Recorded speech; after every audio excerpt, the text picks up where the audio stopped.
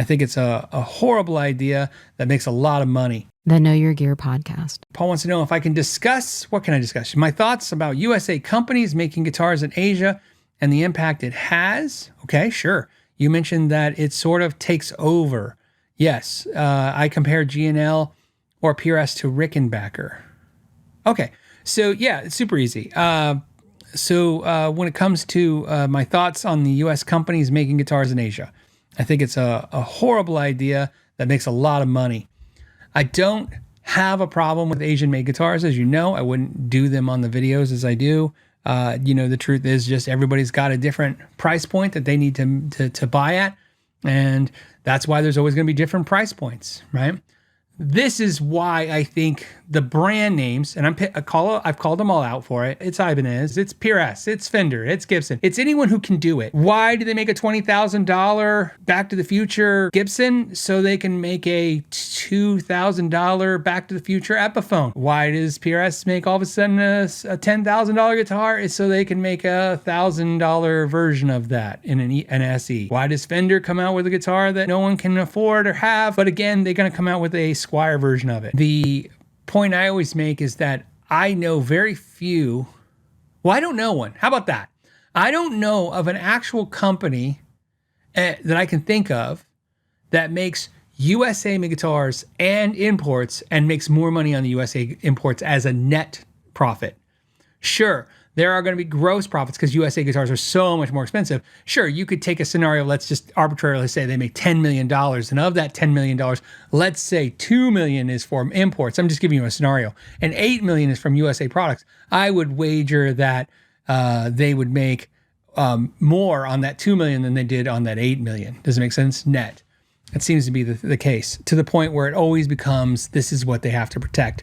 It's not hard to see. I think the average guitar player that cares or wants to talk about this can see this, obviously. Look at how they protect themselves. They protect themselves in that way. In other words, the big companies.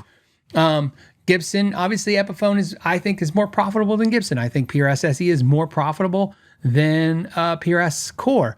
I think Squire is more profitable than Fender, especially if you factor in Squire and Fender import, which would be Mexico and Japan and Korea and China. Those all, so, Fender logos are on more countries than just USA and Mexico. They make Fender Japan, they make guitars in Fender, Fender makes guitars in Japan that have Fender logos.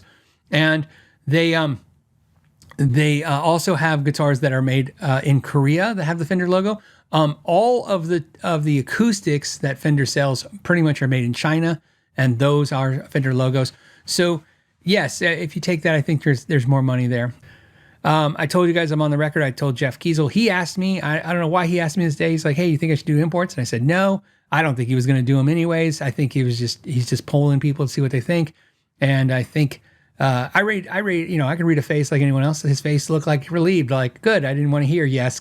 And I told him what I told you guys. I told him, I think if Kiesel Guitars would do imports, that eventually that factory will turn more into a warehouse, and then that warehouse will eventually be importing Kiesels. And that's just what I think.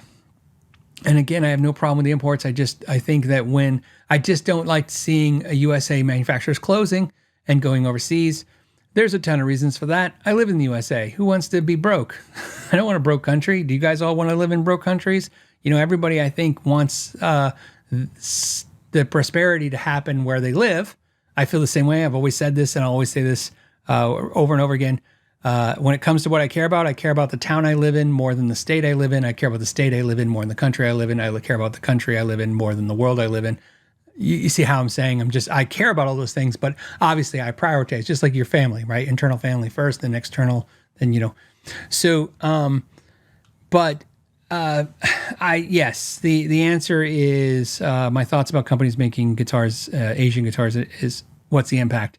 The impact is there's a lot of margin in them. That's the issue. There's a lot of margin in them, and there's a lot of volume in them. So we'll see. Now, the question everybody's trying to figure out is, with the current climate and all the changes happening, what is going to affect all that stuff? We don't know. No one knows. A lot of people have theories. I have theories too, but they're not based on anything that I should share with you guys. like any real factual data. So, I'll tell you this. We now reflect back to COVID. We reflect to the 2008 recession. That's hindsight. That's me discussing what we learned or what I learned from it or saw in it. Right now, what's happening is it's actively happening. Everything's actively happening right now, so no one really knows. And a lot of people think they know. I'll say maybe they do. I don't think they do. I don't think anybody knows. I think this is all uncharted territory again, like it is every time stuff gets weird. But there's no doubt in my mind that more companies are that do Asian imports with their USA manufacturing. It's just going to keep leaning into that. Now, there's some exceptions, but they're very few. And that's why I said, the way I explain it, I think that might have the most effect on you guys discussing it and just getting my thoughts out is all I'm saying is. I find it always funny to me that when somebody makes an expensive high-end guitar in the US, like Kiesel or Tom Anderson or Nags or Sir or Rickenbacker or, I'm trying to think more, right? More of these brands that make USA-made guitars, but nothing else. They don't make imports. They just make USA-made guitars. I find it funny that they can get a guitar to you in a relatively normal amount of time, right? Okay. But yet the manufacturers that do high-end USA guitars that also have imports, they take almost ridiculous lengths to build you a guitar in the US.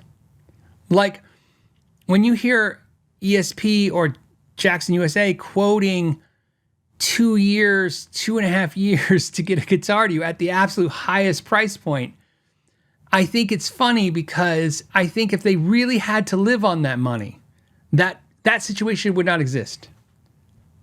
That's what I feel. I feel like that sounds ridiculous to me.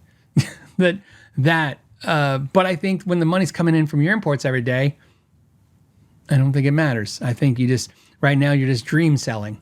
You're selling a few people who can afford a $7,000 guitar, and the rest of us are like, that guitar is amazing, and now I'll buy the import.